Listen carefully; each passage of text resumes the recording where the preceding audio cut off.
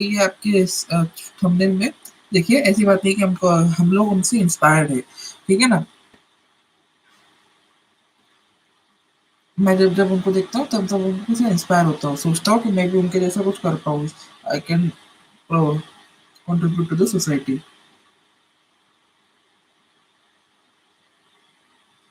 Okay जी।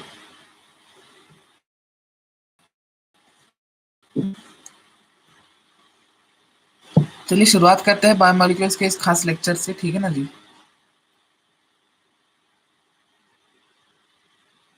अब दिख रहा है बराबर। इंट्रोडक्शन के साथ चलते हैं। लाइट थोड़ी कम होगी, क्या होगा, लाइट थोड़ी कम हो सकती है। हमारे पास लाइट के अरेंजमेंट के इश्यूज चल रही है। एक इस पे एक ही चीज चल सकती है, या तो हमारा चार्जर चल सकता है। चार्जिंग कितनी देर की है हमारे पास? 94%। That's good. ओके, हम लोग लेक्चर का जब 1.5 घंटा हो जाएगा तब चार्जिंग लगा सकते हैं, ऐसा कर सकते हैं। हम कुछ करते हैं बात करते हैं।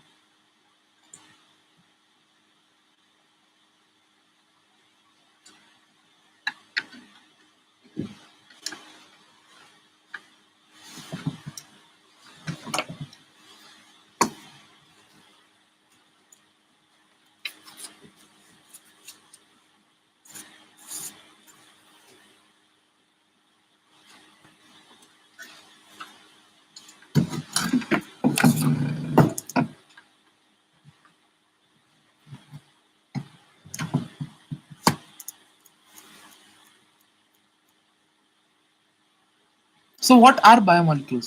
Biomolecules are the carbon compounds present in the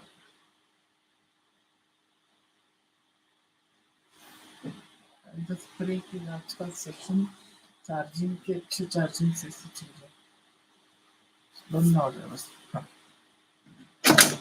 highlighter ले लेते हैं। हाइलाइटर। हाँ, चलिए हाइलाइटर आपके पास है। सो शुरू करते हैं हमारा आज का नया चैप्टर बायोमोलिक्यूल्स के साथ।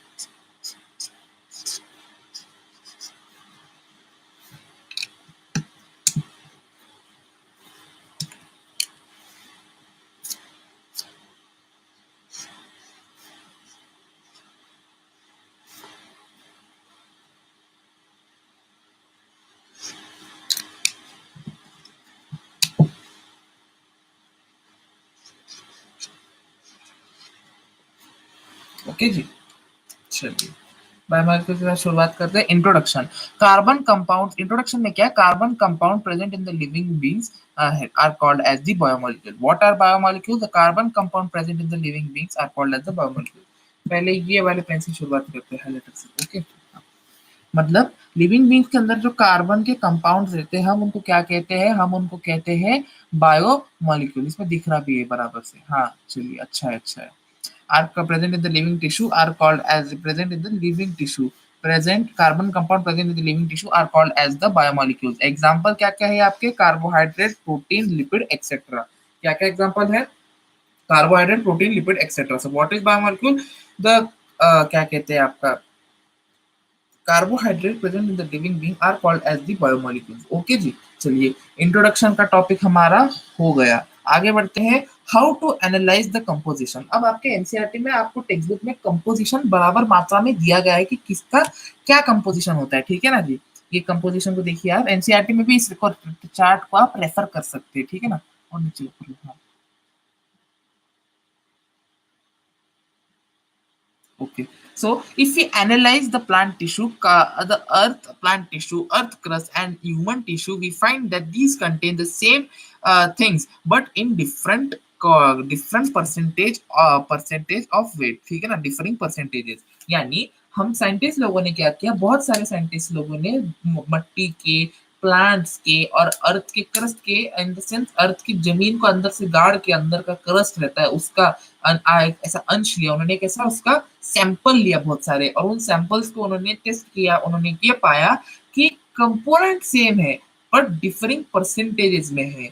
तो अर्थ क्रस्ट और ह्यूमन बॉडी के हमने एनसीईआरटी में दिए हुए हैं, हम लोगों को देखना है, ठीक है ना? क्या क्या दिया गया था? How to analyse the chemical composition वाले टॉपिक में क्या क्या लिया गया था? एक प्लांट टिश्यू लिया गया था, एक अर्थ क्रस्ट की सॉइल यानी सॉइल ली गई थी, और ह्यूमन का टिश्यू लिया गया था। Contain the same thing but differing percentages. ये एक पॉइंट याद रखिए कि सब में ये थ्योरी में इसका नहीं पूछेंगे, इसको ये चार्ट में से एकदम आपको इंपॉर्टेंट इंपॉर्टेंट क्वेश्चन पूछ जा सकते हैं। ठीक है ना, चार्ट देखते हैं एक बार क्या क्या है। ठीक है,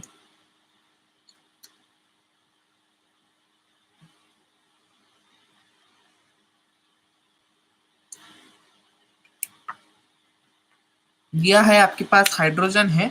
हाइड्रोजन, हाइड्रोजन के अंदर क्या है, हाइड्रोजन का सिंबल क्या है, एच। उसका क्या है, अर्थ क्रस्ट के अंदर 0.14% और ह्यूमन बॉडी के अंदर 0.15%, 0.5%, पार्डन। हाँ, फिर उसके बाद कार्बन दिया गया है, कार्बन का क्या है, सी है, और उसका अर्थ क्रस्ट में कितना परसेंट है, 0.03, और ह्यूमन बॉडी में कितना है, 18.5, if I am not wrong. अगर कुछ गलती हो जाए हमारी भी हैंडराइटिंग कभी कभी हमको नहीं समझती है। ठीक है ना। ऑक्सीजन, ऑक्सीजन का symbol O, 46.6 in earth crust and 65.0%, around 65% in human body. Nitrogen, nitrogen का symbol N, very little in earth crust and 3.3% in human body, although nitrogen being the most abundant gas in the air atmosphere, pardon। फिर उसके बाद sulphur, sulphur में क्या है, S, S उसका symbol, उसका earth crust में कितना परसेंट है, उसका अर्थ क्रस्ट में है आपका 0.03% और आपका ह्यूमन बॉडी में 0.3%। ठीक है ना, 10 गुना ज्यादा।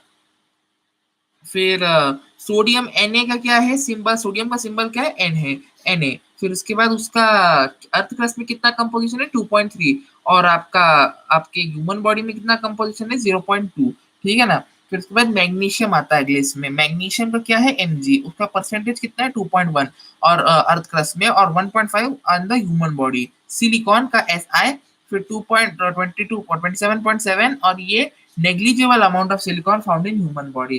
कैल्शियम, कैल्शियम का क्या है, आपके अर्थ के क्रस्ट में कैल्शियम का है आपका 3.6 और ह्यूमन बॉडी में 1.5%। ओके, तो ये इंपॉर्टेंट है, इसको आप स्टार मार्क कर लीजिए यहाँ पे, इसको स्टार मार्क कर लिया है हमने, वेरी वेरी इंपॉर्टेंट है ये। नीट में इसके आपको पूछे जा सकते हैं कि अर्थ क्रस्ट में और ह्यूमन बॉडी में कितना परसेंटेज में क्या हाइड्रोजन पाया जाता है, या कैल्शियम कितने परसेंट में अर्थ क्रस्ट में या ह्यूमन बॉडी में, सब पूछ सकते हैं वो। ठीक है ना। अब कुछ इसके रिलेटेड फैक्ट देखते हैं हम लोग। ठीक है ना, कुछ पॉइंट्स देखते हैं, related points. In carbon, hydrogen, oxygen, nitrogen, that is the big four. Big four इसलिए कहते थे कि ये आपका मेजर कॉन्स्टिट्यूट करते हैं, मेन मेन फोर एलिमेंट से ये big four are majorly present in human body and in the earth crust. ये जो बिग फोर होते हैं मेजरली प्रेजेंट होते हैं ह्यूमन बॉडी के अंदर और अर्थ के क्रस्ट के अंदर। ठीक है ना। कौन कौन से बिग फोर को, बिग फोर को आपको पूछा जा सकता है, which of the following is the big four, carbon, nitrogen, oxygen, hydrogen. Carbon, nitrogen, oxygen, hydrogen are the big four, are majorly present in human and earth crust। Okay जी, ये याद रखने वाली बात है। ठीक है ना। phosphorus is dissolved in big, phosphorus is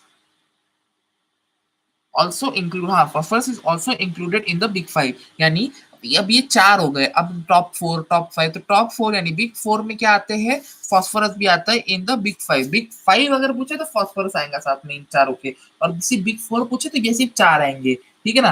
rate of oxygen in human body is 65.5%। तो डिफरिंग है, देखिए यहाँ पे 65.0 दिया गया है, या फैक्ट्स में हमने 65.5 दिया है, डिफरिंग रहता है, पर अराउंड 65-65.5% रहता है वेट ऑफ ऑक्सीजन। ठीक है ना। तो वेट ऑफ क्या करेंगे, वेट ऑफ ऑक्सीजन ह्यूमन में 65.5%, वेट ऑफ कार्बन ह्यूमन में 18.5%। ये इंपॉर्टेंट रहेगा एमसीक्यू के लिए, ये भी पूछा जा सकता है आपको।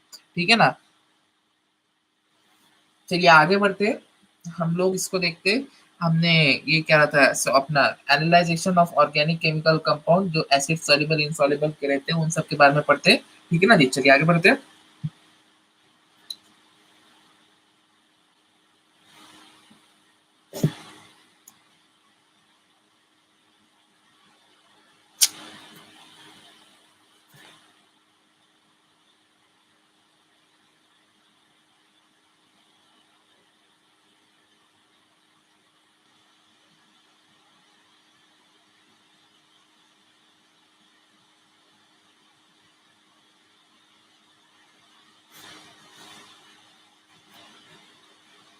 कल cell the unit of life और स्ट्रक्चरल रिव्यू, अगर आज हम लोग बायोमोलिक्यूल को पूरा कंप्लीट कर पाते हैं तो कल cell the structural unit of life और structural cell the cycle and division और स्ट्रक्चरल यूनिट ऑफ ऑर्गेनिज्म के 30 या 40 क्वेश्चन के टॉप क्वेश्चन हम लोग कल कर लेंगे, ठीक है ना जी, आप लोगों के साथ। ओके, चलिए करते हैं, आगे बढ़ते हैं। Analyse the analysis of organic chemical compound, ठीक है ना, analysis of organic chemical compound. तो इस कॉन्सेप्ट में क्या आता है, एक लिविंग टिश्यू दिया गया है, इसको पढ़ते हैं पहले। Living tissue when grinded with a mortar and pestle, a trichloric acid ClCl3COOH where इसके उसमें वो किया गया, उसको ऐड किया गया, थिक स्लरी बनी, when filtered with cotton cloth, मिला हमको एसिड सॉल्युबल और एसिड इनसॉल्युबल फ्रैक्शन, ठीक है ना जी। हमको क्या दो मिले, एसिड सॉल्युबल और एसिड इनसॉल्युबल। क्या किया गया, लिविंग टिश्यू लिया गया, फिर उसको हम लोगों ने उसको मोर्टार पेस्टल में उसको पीसा, चक्की, सीकल बट्टा बोलते हैं हम लोग, ठीक है ना, उसको लोरी लोरी बोलते हैं उसको, ठीक है ना, इधर नॉर्थ में। हाँ जी, तो trichloro chloro acetic acid, trichloro acetic acid लिया गया, Cl3COOH लिया गया। पूछा जा सकता है क्या लिया, ट्राइक्लोरो एसिटिक एसिड Cl3COH लिया गया, ठीक है जी। फिर उसको थिक स्लरी बनाएगी उसकी, फिर उसके बाद व्हेन उसको फिल्टर किया गया आपके सूती के कपड़े से, यानी कॉटन क्लॉथ से, ठीक है ना। आगे आता है, फिर उसके दो भाग बने, जो रह गया वो, और जो बह गया एक वो, जो बह गया उसका नाम है एसिड सॉल्युबल, जो रह गया उसका नाम है एसिड इनसॉल्युबल। फिल्ट्रेट एंड रेटिनेट, देखिए चाय की, जो चाय का एग्जांपल रहता है, चाय में चाय पत्ती रह जाती है, पर चाय का दूध और उसका वो कलर्ड दूध हो जाता है, वो शक्कर के साथ, मीठा शक्कर के साथ, अदरक के स्वाद वाला, वो सब आप बह जाता है, परंतु शक्कर, आपके जो छोटे छोटे शक्कर के दाने होते हैं वो भी बह जाते हैं कभी कभी, पर जो आपके ये रहते हैं, आपके आपके चाय पत्ती जो रहती है, आपके अदरक के जो, आपके किसी भी अदरक के रेशे रहते हैं, वो सब चाय की छालनी में, आपकी चाय के छन्नी में रह जाते हैं। उसी प्रकार आपका एसिड सॉल्युबल जो पार्ट, जो मॉलिक्यूल्स रह गए और जो मॉलिक्यूल्स बह गए, उनके बारे में हमको स्टडी करना है। ओके जी, चलिए देखते हैं एसिड सॉल्युबल फ्रैक्शन के बारे में।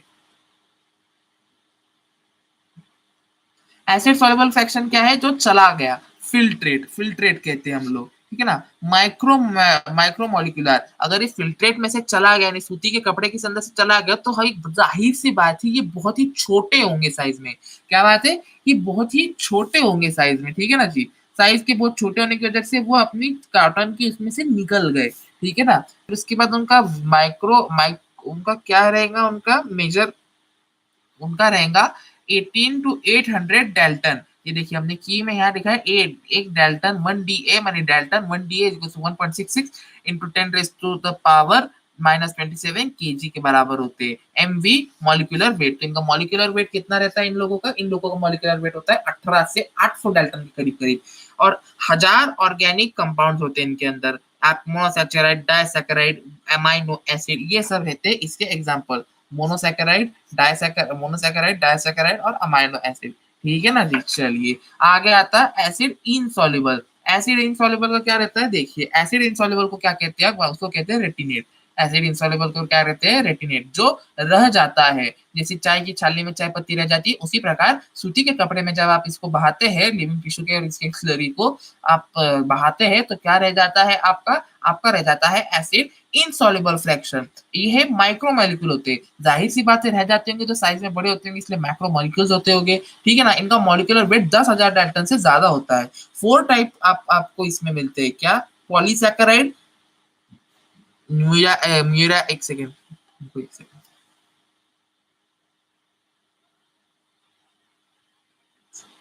हाँ, 4 टाइप ऑफ ऑर्गेनिक वो रहते हैं इसमें compound, polymer, polysaccharide, nucleic acid, protein और लिपिड, ये इसके एग्जांपल्स हो गए, ठीक है ना जी।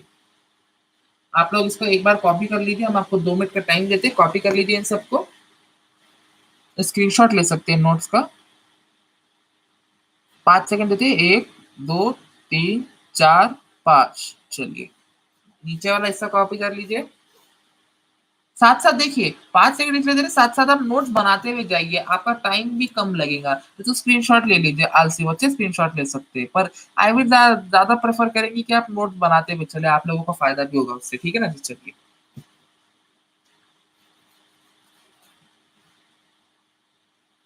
चल बढ़िया बढ़िया बढ़िया। दो क्या कह रहे थे, नेक्स्ट गेम बनो देंगे तो नहीं, लाइट का कुछ इशू है। ठीक है, चलिए अगले स्लाइड की तरफ बढ़ते हैं अपन, अगले पेज की तरफ।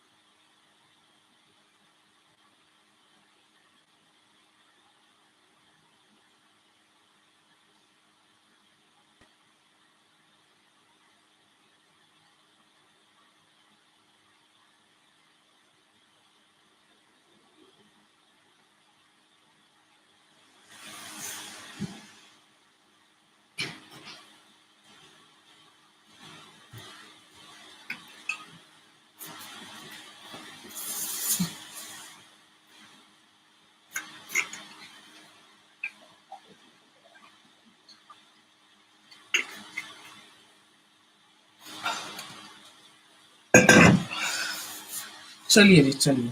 ब्रेक के बाद हम वापस आ गए हैं, छोटा सा ब्रेक था। डॉगी को हमारे छोड़ना था उनको वॉक पे। चार्जिंग भी चल रही है, चलिए। ओके। तो पॉलीमर सब्सटेंसेज आर द इसके बाद polymer substances are the substances which are of more weight, ठीक है ना। Lipid is not a polymer. फिर इसके बाद आपने एक ऑब्जर्व किया होगा, ठीक है ना, ये दिखाते हैं। आपने एक चीज ऑब्जर्व करी होगी कि लिपिड जो है, जो पॉलीमर होते हैं, वो जरा भारी वजन की चीजें होती है, जो 10,000 डेल्टन के डेल्टन से ज्यादा होती है, वो सब होते हैं आपके आपके एसिड सॉल्युबल्स में। पर आपने यहाँ देखा होगा कि यहाँ पे लिपिड का एग्जाम्पल दिया गया है, देखिए यहाँ पे लिपिड का एग्जाम्पल दिया गया है। तो इसका क्या मतलब होता है? इसका मतलब ये होता है कि ये क्यों ऐसा है, मतलब लिपिड एक माइक्रोमोलिक्यूल होने के बावजूद भी वो वजन में ज्यादा क्यों होता है। तो देखते हैं इसके एक रीजन को, ठीक है ना जी, चलिए।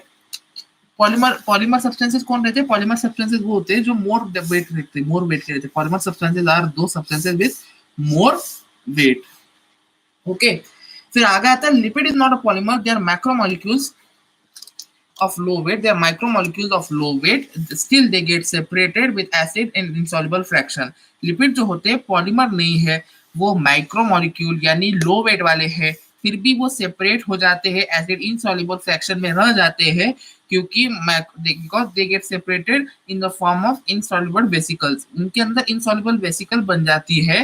They get separated in the form of insoluble vesicles. They get separated in the form of insoluble vesicles, ठीक है ना जी।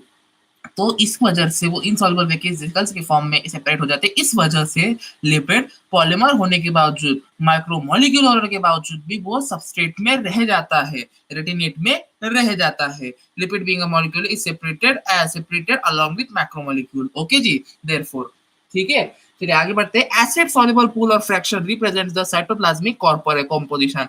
एसिड सॉल्युबल और एसिड सॉल्युबल पूल जो होता है कि जो आपके सूती के कपड़े में से जो पार्ट निकल जाता है, वो आपका ये रिप्रेजेंट करता है साइटोप्लाज्मिक कंपोनेंट्स को।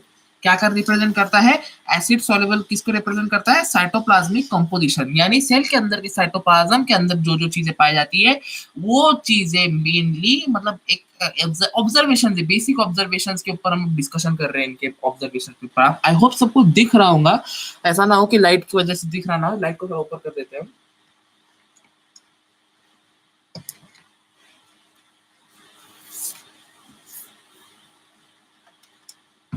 क्या है, थोड़ा सा ना कल से नया सेटअप रहेगा। कल आपका जो ये रहेगा सेशन, उस सेशन 10:30 बजे का कुछ प्लान चलने का चल रहा है हमारा। 10:30 बजे हम प्लान कर देंगे उसको। ओके जी।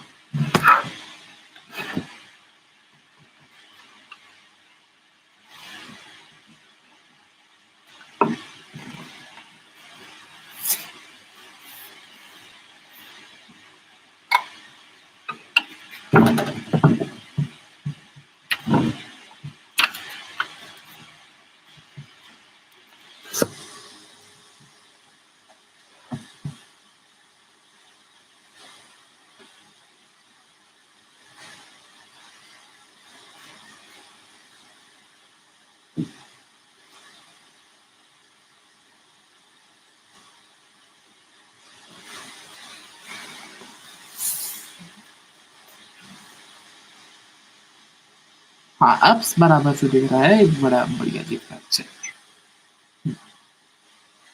एसिड सॉल्युबल फ्रैक्शन जो होता है, इनसॉल्युबल जो पूल होता है, वो माइक्रोमोलिकुलर फॉर्म को रिप्रेजेंट करता है। Acid soluble fraction macromolecular forms को रिप्रेजेंट करता है, ठीक है ना। तो इसके कंपोजिशन देख लेते हैं, इनऑर्गेनिक ऑर्गेनिक, ये बहुत इंपॉर्टेंट है। वाटर जो होता है, water, protein, carbohydrate, lipid, nucleic acid, ion. अब इसको समझने वाली बात है कि देखिए अगर आप कोई सेल लेते हैं तो उसमें सबसे ज्यादा क्या होना चाहिए, वाटर, जाहिर सी बात है वाटर रहना चाहिए, लिक्विड का वो तो उसमें वाटर का कंटेंट रहना ही चाहिए। फिर आता है प्रोटीन, प्रोटीन से हमारे सब बहुत वो होता है, तो WPC, carbohydrates, WPCLN,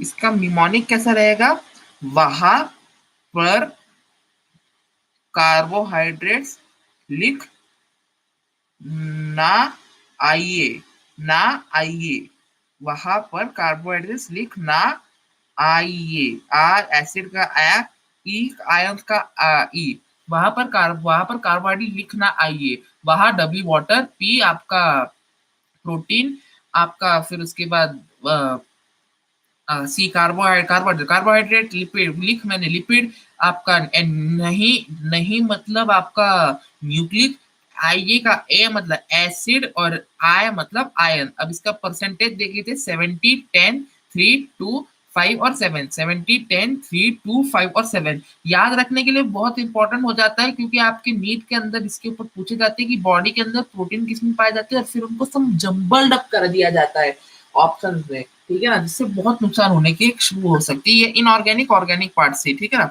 water is the most abundant inorganic, देखिए वाटर जो है इनऑर्गेनिक है, प्रोटीन और ये सारे की सारी चीजें वेराज ऑर्गेनिक है, ठीक है ना। जिसके फिर इसके बाद क्या आता है आपका, water is the most abundant inorganic component of the cell. Water जो होता है सबसे ज्यादा अबंडेंट इनऑर्गेनिक कंपोनेंट होता है। पूछा जा सकता है आपको एमसीक्यू में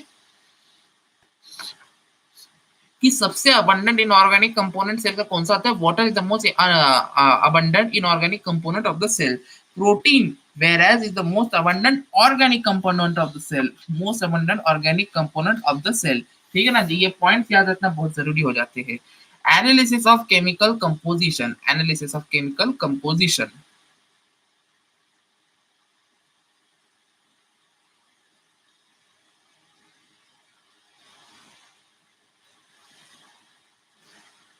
केमिकल कंपोजिशन का एनालिसिस करते हैं। Analysis of inorganic chemical composition, living living tissue का, उसका वेट किया जाता है, उसका एक वेट होता है, फिर उसको ड्राई किया जाता है अंटिल सारा का सारा वाटर इवेपोरेट हो जाए, फिर उसका एक ड्राई वेट किया जाता है, फिर उसके बाद उसको टिश्यू को बर्न किया जाता है, फिर उसका एक एश बनता है, एस मेथड से, यानी एस मेथड यानी आपका हो जाता है एटॉमिक अब्जॉर्प्शन, आपका स्पेक्ट्रोस्कोपी।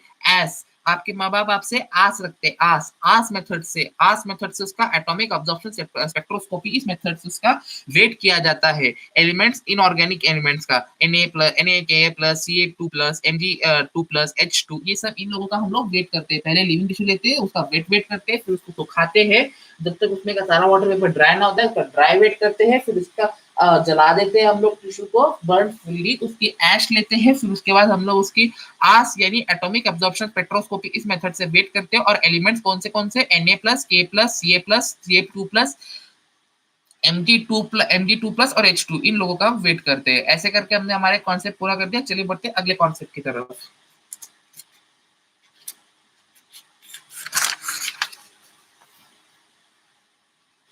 कार्बोहाइड्रेट से शुरुआत करते हैं, ठीक है ना जी, कार्बोहाइड्रेट से शुरुआत करते हैं।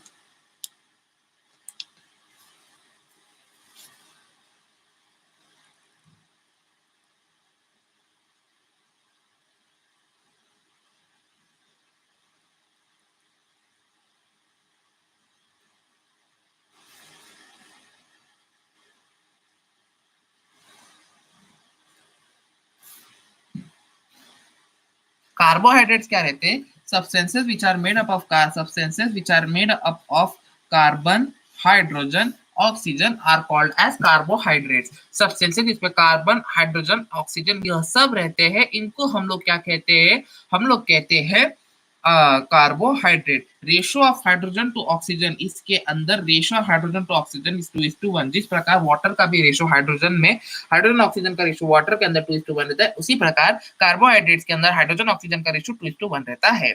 Formula of carbohydrate C2H6H12O6। बचपन में आपको फोटोसिंथेसिस रिएक्शन जब क्लास के 7th क्लास और 6th क्लास में जब आपको दिया गया तो तब भी आपको पढ़ाया गया होगा, बहुत बच्चों को पढ़ाया गया होगा कि कार्बोहाइड्रेट का फॉर्मूला आता है C6H12O6। ओके जी। फिर उसके बाद the types of carbohydrates are monosaccharide, disaccharide, tri, polysaccharide. Mono, di, tri. Mono यानी एक, सैकेराइड आपका जो होता है फॉर्म ऑफ कार्बोहाइड्रेट, ठीक है ना। ये हम लोग मोनो यानी सैकेराइड यानी type forms of number of carbohydrate, monosaccharide यानी एक कार्बोहाइड्रेट्स वाले, डाइसैकेराइड यानी दो कार्बोहाइड्रेट्स वाले, पॉलीसैकेराइड यानी दो से ज्यादा कार्बोहाइड्रेट्स वाले। टाइप्स ऑफ कार्बोहाइड्रेट कौन कौन से होते हैं? मोनो, डाई और पॉलीसैकेराइड। मोनोसैकेराइड के बारे में देखते हैं। मोनोसैकेराइड के बारे में क्या है? सिंपलेस्ट फॉर्म ऑफ कार्बोहाइड्रेट्स होते हैं ये। मोनोसैकेराइड क्या होते हैं? Simplest form of carbohydrates, can not be hydrolyse further, इनकी हाइड्रोनाइज नहीं की जाती है, ठीक है ना। CnH2nOn is the general formula. C N की वैल्यू आप सब्स्टिट्यूट कीजिए इसमें, CnH2n और ON, ये इसका जनरल फॉर्मूला रहेगा। क्या रहेगा? CnH2nOn। ये आप याद रखिए, आपको एमसीक्यूज में पूछे जा सकते हैं। What is the general formula monosaccharide? CnH2n ON, sorry, pardon me. Monosaccharide के दो टाइप्स रहते हैं। अगले स्लाइड पे चलते हैं। मोनोसैकेराइड के क्या होते हैं? दो टाइप रहते हैं। एक आपका एल्डी एल्डिडोज होता है, एल्डोज होता है, और एक कीटोज होता है। एल्डोज और कीटोज क्या होते हैं? मोनोसैकेराइड के दो टाइप, एल्डोज और कीटोज। समझिए बेटा, ठीक है। तो इसमें क्या होता है?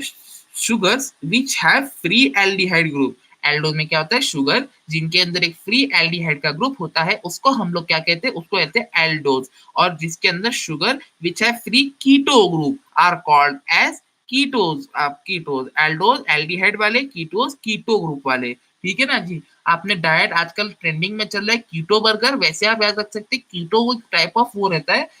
कीटो वैसे से याद रख सकते हैं कि ये कीटो कीटो बर्गर वाला आजकल चल रहा है आप लोग, ठीक है ना। आप लोगों को पता है ट्रेंडिंग में क्या होता है क्या नहीं, कहाँ से पता नहीं, यूट्यूब पे चल रहा है ट्रेंडिंग पे कीटो बर्गर वाले। हाँ जी, चलिए पानी पी लेते हैं 2 मिनट।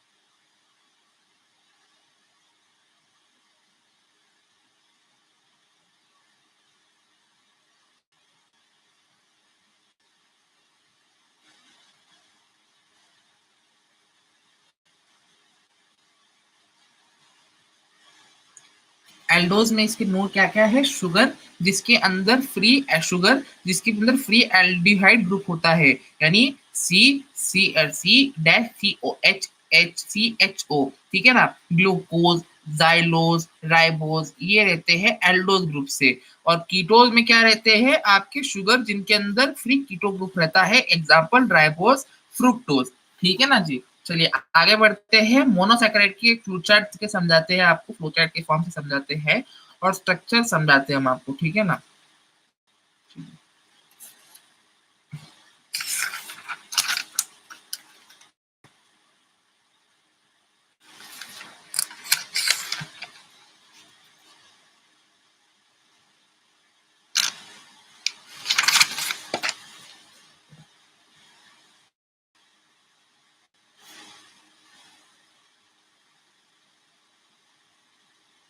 तो मोनोसैकेराइड का क्या होता है? On the basis of number monosaccharide on the basis of number monosaccharide on the basis of number of carbon present in them tissue monosaccharide on the basis of number of carbon the triose the three carbon is called as gluco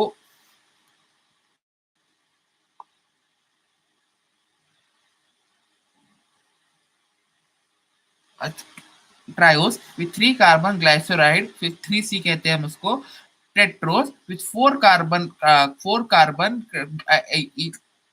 इथियोस कहते हैं pentose 5 carbon वाले ribose deoxyribose 5C hexose यानी 6 carbon वाले glucose fructose galactose मैमोज और आपका heptose 7 carbon वाले इसका क्या नाम है? सेडोहेप्टोज इसका एग्जाम्पल। ठीक है ना, ये एग्जाम हमने 1 2 आपके 3 to 7 ऐसे चार टाइप चार कार्बन कर 3 से 4 3 4 5 6 और 7 कार्बन वाले हमने आपको वो बताया और उनके एग्जाम्पल भी बताए। क्या क्या एग्जाम्पल है? 3 कार्बन वालों का आपका ट्रायोस का क्या एग्जाम्पल है? ग्लाइकोडिहाइड ग्लाइकोडिहाइड। फिर उसके बाद आपके टेट्रोस का क्या एग्जाम्पल है? एरिथ्रोज। फिर पेंटोस का क्या एग्जाम्पल है? आपका राइबोस डीऑक्सीराइबोस। ग्लूकोज का अपोसिक हेक्सोस का है ग्लूकोज फ्रुक्टोज लैक्टोज और मैमोज। और हेप्टोस यानी 7 कार्बन वालों का एग्जाम्पल है सीरोपेप्टो। फिर इसके बाद अगला आता है ग्लूकोज। ग्लूकोज का स्ट्रक्चर पर देखते हैं हम लोग। ठीक है ना, इस पर लाल पेन लेते हैं फिर समझाते हैं हम आपको।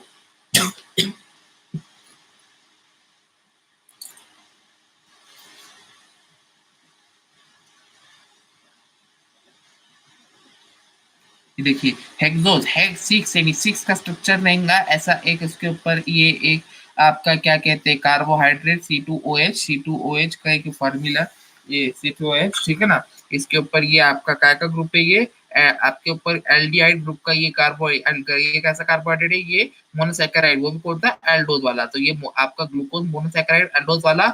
उसके ऊपर ये एल्डोज वाला जिसके ऊपर एक एल्डिहाइड का ग्रुप है। यहाँ पे H की एक बॉन्डिंग है। फिर उसके बाद यहाँ पे H है एक और, फिर यहाँ पे एक OH है, फिर उसके बाद यहाँ पे एक H है, फिर एक OH है, फिर एक H यहाँ है, फिर यहाँ एक OH है, फिर यहाँ पे एक H है। ठीक है ना, तो कितने C है आपके? 1 2 3 4 5 6। फिर उसके बाद H कितना है आपका? 1 2 2 फिर 3 फिर एक सेकंड इसको ना ढंग से बना के बताते हैं हम आपको।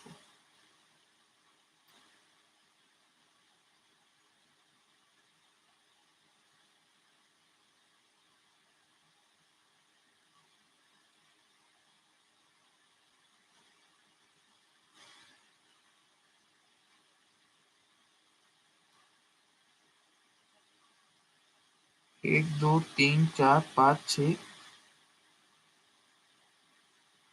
7 8 9 10 11 12। हाँ अब जाके बराबर बनेगा। चलिए हम आपको अब से बताते हैं हाइलाइटर की मदद से एकदम अच्छे से बनाया है हमने अभी आपके लिए। ठीक है ना, इसको ऊपर कर लो जरा। हाँ देखिए यहाँ पे आप देख सकते हैं 1 2 3 4 5 और 6 ऐसे करके हमारे पास 6 कार्बन के वो है। 6 H कितना है देखते हैं? 1 2 3 4 5 6 7 8 9 10 और यहाँ क्यों गिन रहे हैं? Sorry 1 2 3 4 5 6 7 8 9 10 11 12 12H C6H12 O C6H12O6 O कितने हैं? O देखते हैं 1 2 3 4 और 5 और एक और रहना चाहिए। हाँ और यहाँ पे एक 6। तो ऐसा करके हमने आपको बता दिए है कि ग्लूकोज का स्ट्रक्चर कैसा रहता है। अगर आपको एमसीक्यू में डायरेक्ट पूरा का पूरा स्ट्रक्चर नहीं देंगे वो लोग आपको सिर्फ ये एक ऐसा हेक्सागोनल स्ट्रक्चर देंगे और फिर उसके बाद CH2OH ऐसा दे देंगे। ऐसा हमने बायोमोलिक्यूल का एक हमने एमसीक्यू का सीरीज किया था। हम लिंक में डिस्क्रिप्शन में लिंक डाल देंगे उसकी। उसमें हमने आपको उसमें बताया था हमने। ठीक है ना,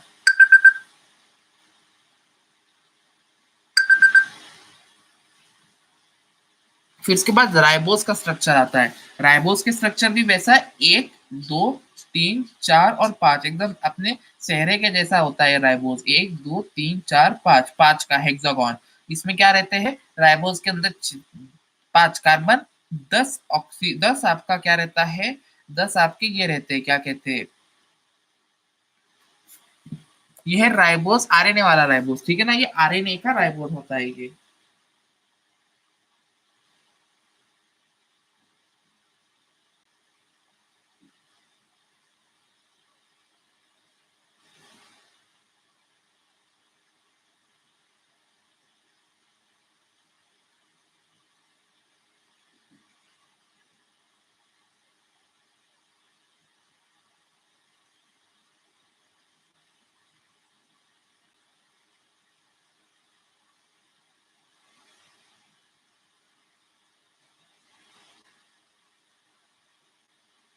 स्ट्रक्चर कैसा रहता है हम आपको बताते हैं, एक सेकंड लीजिए।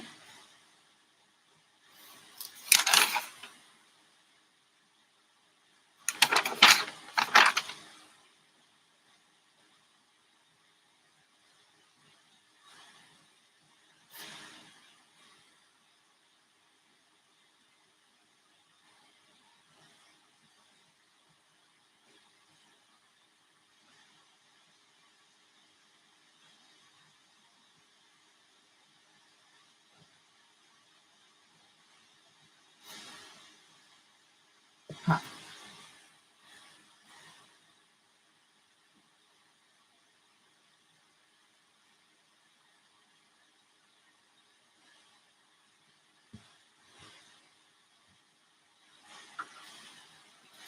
देखिए यहाँ पे क्या है, दो एच, दो तीन चार पाँच छ सात आठ नौ और 10, ठीक है ना। ओ कितने हैं आपके, एक दो तीन चार और पांच, कार्बन कितने हैं, पांच, ऐसे करके C2H10O5, ऐसा करके हमने राइबोस का स्ट्रक्चर आपको समझा दिया है बनाकर, ठीक है ना। चलिए आगे बढ़ते हैं अगले इसके तरफ। फ्लो चार्ट है ये, फ्लो चार्ट, इसके अंदर मोनोसेकेराइड के ऊपर हमने आपको बता दिया था, मोनोसेकेराइड के ऊपर। अब ऑलिगोसैकेराइड्स और आपका आपका आपका पॉलीसैकेराइड्स और ऑलिगोसैकेराइड्स, ठीक है ना। ऑलिगोसैकेराइड्स यानी आपके दो वाले, इसको डाइसैकेराइड भी कहा, इनको डाइसैकेराइड भी कहा जाता है, ठीक है ना।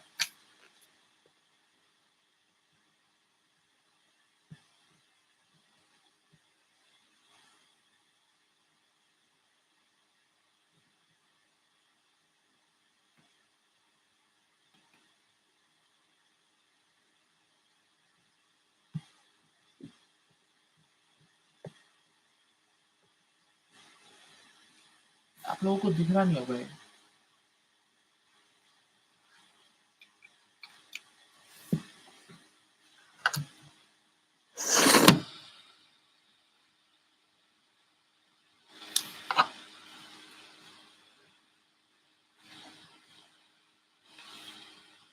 तो ये होता है ऑलिगोसैकेराइड। ऑलिगोसैकेराइड में क्या होता है, देखिए ऑलिगोसैकेराइड में टू ए ग्लाइकोसिडिक बॉन्ड होता है, ये टू ए यानी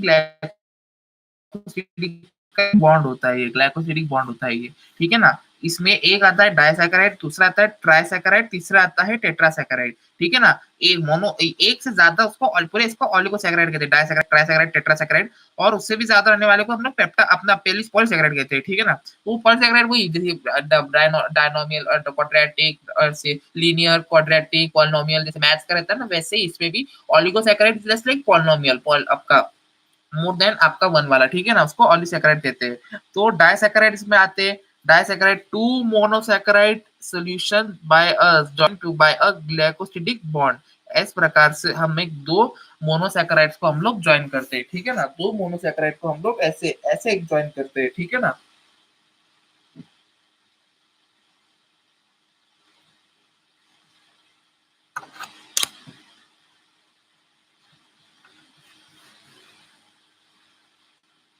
दो मोनोसैकेराइड्स को ऐसे बॉन्ड से ज्वाइन करते हैं। डाइसैकेराइड, डाइसैकेराइड के बारे में पढ़ते हैं, ठीक है ना। मैल्टोज एक एग्जांपल है, सुक्रोज एक एग्जांपल है, लैक्टोज एक एग्जांपल है।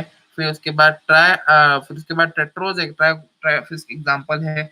ट्राइसैकेराइड, ट्राइसैकेराइड का क्या है, राफनोज एक एग्जांपल है, ग्लूकोज सुक्रोज और लैक्टोज। टेट्रासैकेराइड क्या है, स्टैचोज, स्टैचियोज एक एग्जांपल है। स्पेल करने में देखिए बहुत मुश्किल हो जाती है, तो कमेंट सेक्शन में प्लीज मजाक मत उड़ाइएगा। स्पेल करने की कोशिश कीजिए, गूगल के ऊपर डालिए इसका क्या स्पेल करेंगे और उसको करेक्टली स्पेल करना सीखिए। आपको अच्छे से इसको स्पेल करना आना चाहिए। कभी कभी ये फास्ट पढ़ने में गलती हो सकती है आपसे, पर इसको आप अगर सीखेंगे तो आपको अच्छे से करते आएगा। फिर उसके बाद two galactose for glucose for fructose, ऐसा करके ये स्टैच्यूज बनता है। टेट्रासेक्राइड टेट्रासेक्राइड डाइसेक्राइड ट्राइसेक्राइड टेट्रासेक्राइड, ठीक है ना।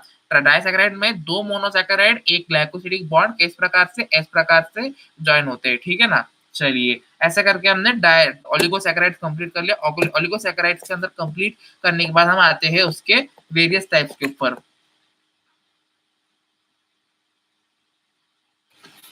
हमने यहाँ पे एक नॉर्मल क्लेचर बनाया हुआ है MDP। एम यानी मोनो डाई, ये डी यानी डाइसेक्राइड, पी यानी पॉलीसेक्राइड, ठीक है ना। अब ओलिगोसैकेराइड के बारे में देखते हैं, ठीक है।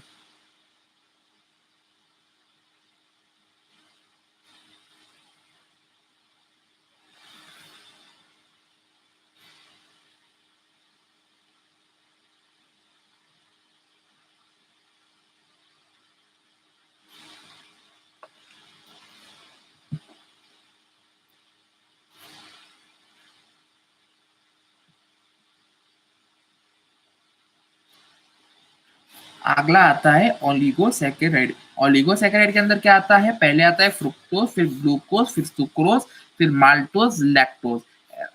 ओलिगोसैकेराइड के अंदर फ्रुक्टोज क्या टाइप का है, मोनोसैकेराइड। ग्लूकोज क्या टाइप का है, मोनोसैकेराइड। सुक्रोज क्या टाइप का है, डाइसैकेराइड। माल्टोज क्या टाइप का है, डाइसैकेराइड। लैक्टोज क्या टाइप का है, डाइसैकेराइड, ठीक है ना जी। तो इसमें कैसा होता है देखिए, समझिए इस बात को।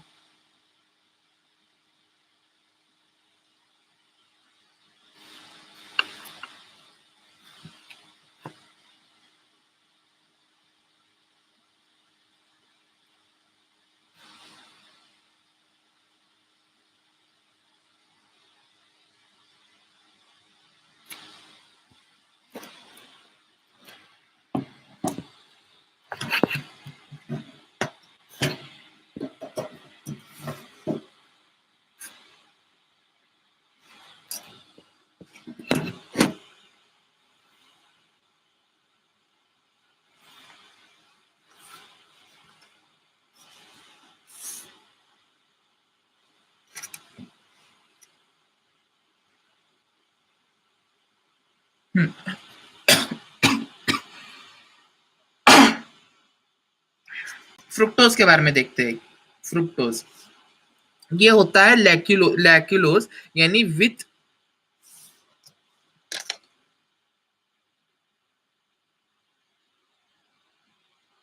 ये लैक्यूलोज होते हैं। क्या होते हैं ये लैक्यूलोज होते हैं, which tested when tested by polarimeter turns left. ये जब पोलियोमीटर नाम के एक मीटर से टेस्ट किए जाते हैं, ये लेफ्ट टर्न होता है वो मीटर, तो ये लैक्यूलोज होते हैं। Sweetest of all the natural, ये सारे नेचुरली अकरिंग शुगर में फ्रुक्टोज स्वीटेस्ट होता है। और called the fruit sugar due to common occurrence in fruit, common occurrence in fruit. Fructose क्यों, क्योंकि कॉमन अकरेंस इन फ्रूट, ठीक है ना।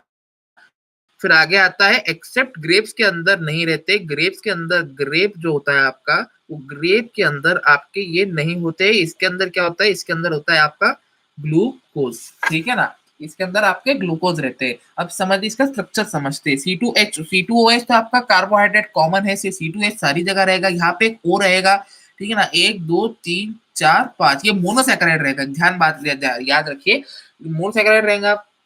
ये हेक्सागोनल रहेगा, इसके अंदर 6 कार्बन वो रहेंगे। ये 6 कार्बन है, इसके 6C लिखते हैं, इसको 6C। इसके अंदर 6 कार्बन है। इसके स्ट्रक्चर से भी आप समझ सकते हैं। एक दो तीन चार एक दो तीन चार पांच।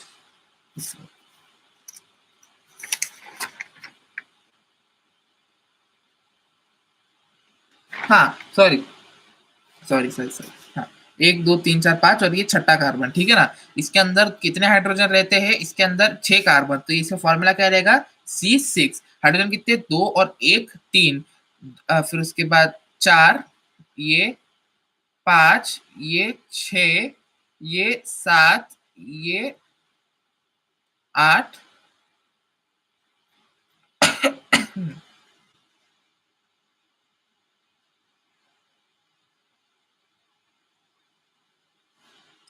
ये सी,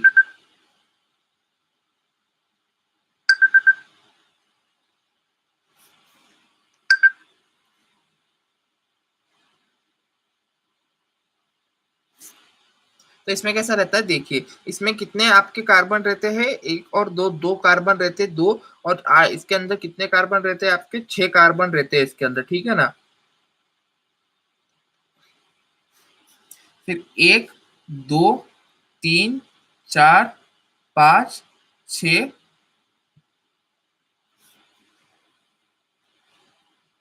एक सेकंड, कुछ गड़बड़ हो रही है हमसे, हमने कुछ तो गड़बड़ कर रहे हैं, सॉरी।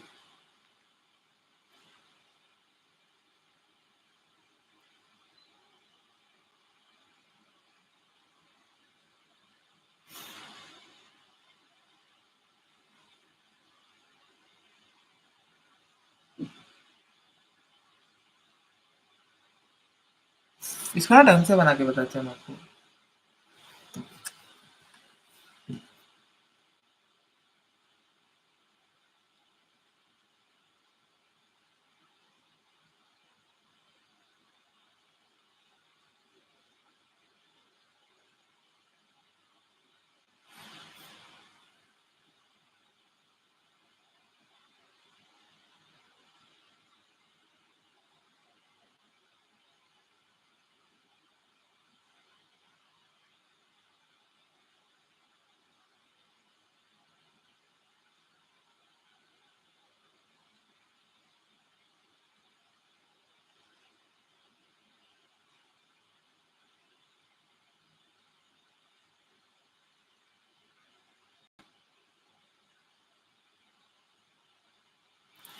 इसका भी फॉर्मूला ग्लूकोज के जैसे ही होता है, हाँ जी। अब बराबर स्ट्रक्चर हमने को वो करा, हमने पहले इसको कैलकुलेट किया, फिर बाद में उसको वो फ्रुक्टोज और ग्लूकोज का स्ट्रक्चर एक जैसा ही होता है, दोनों मोनोसैकेराइड रहते हैं, एक जैसी स्ट्रक्चर के ये होते हैं, ठीक है ना जी। चलिए आगे बढ़ते हैं अपन।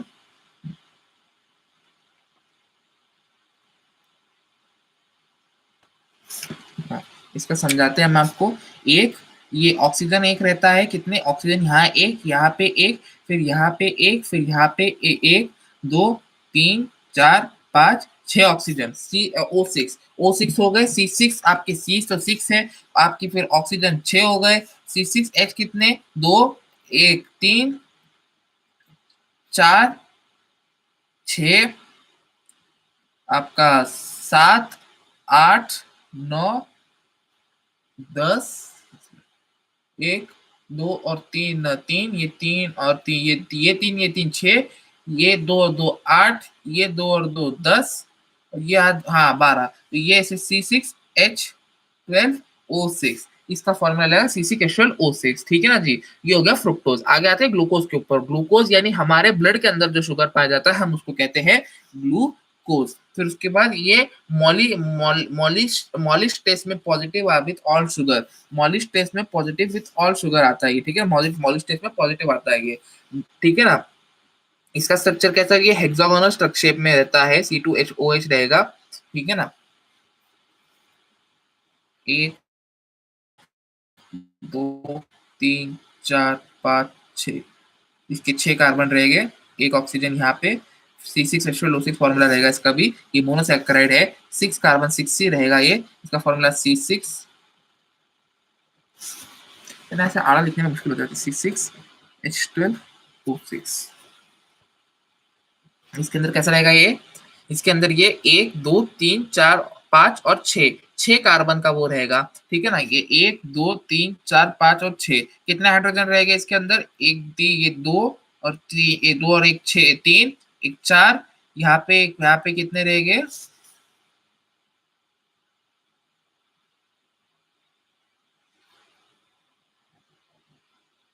ये OH है यहाँ पे, ठीक है ना। हाँ, यहाँ पे एक H रहेगा,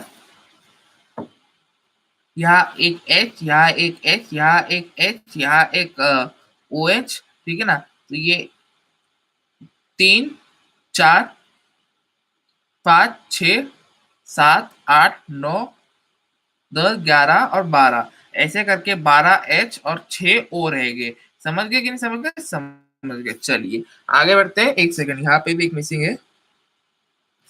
एक सेकंड, स्ट्रक्चर कभी हमारे से गलत, बहुत सारे स्ट्रक्चर गलत होते हैं। देखिए हम आपको समझाते हैं अभी।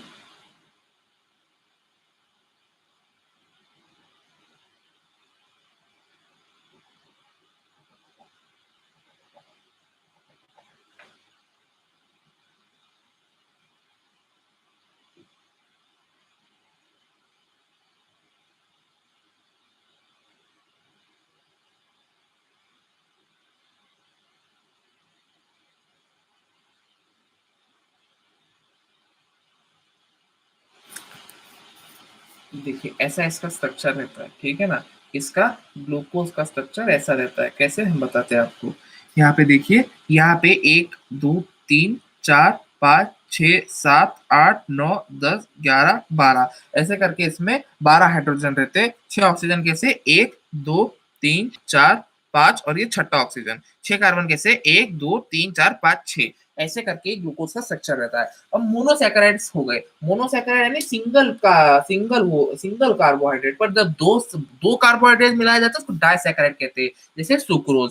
सुक्रोज जो होते हैं डाइसैकेराइड रहते हैं। सुक्रोज क्या होता है, फ्रुक्टोज और ग्लूकोज का एक एक्सम रहता है। वो ग्लूकोज प्लस फ्रुक्टोज का दोनों को अगर साथ में मिलाए तो हमारा क्या बनेगा, हमारा ग्लूकोज और फ्रुक्टोज को अगर दोनों को साथ में मिलाए तो हमारा सुक्रोज बनेगा, called as the invert sugar. Invert sugar के नाम से कहा जाता है। Enzyme the catalyses the processes are called invertase. Invertase ये जो होता है ये आपके प्रोसेसेस को कैटलाइज करने का काम करता है, इसलिए इसको इन्वर्ट शुगर और इसको इन्वर्टेज कहा जाता है। एंजाइम जो उसको करते हैं उसको इन्वर्टेज कहा जाता है, और इसलिए इसको इन्वर्ट शुगर कहा जाता है। Enzyme that catalyzes the process are called as the invertase. Disaccharide which is made up of fructose and glucose। ठीक है ना। इसका स्ट्रक्चर कैसा होता है, इसका स्ट्रक्चर हम आपको अगली जगह में ढंग से बताते हैं। ये देखिए, ग्लूकोज के जैसे ही हेक्सागोनल एक स्ट्रक्चर ग्लूकोज यहाँ का रहेगा, CH2OH, यहाँ एक ऑक्सीजन, यहाँ एक हाइड्रोजन,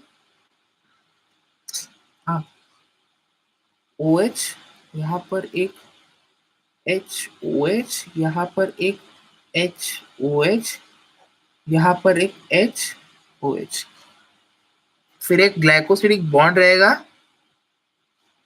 फिर एक पेंटागोनल स्ट्रक्चर रहेगा।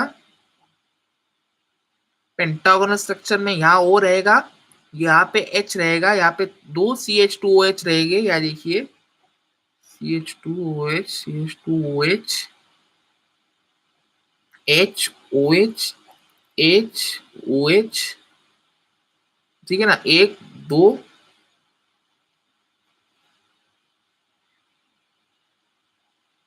ऐसा इसका ये स्ट्रक्चर रहेगा।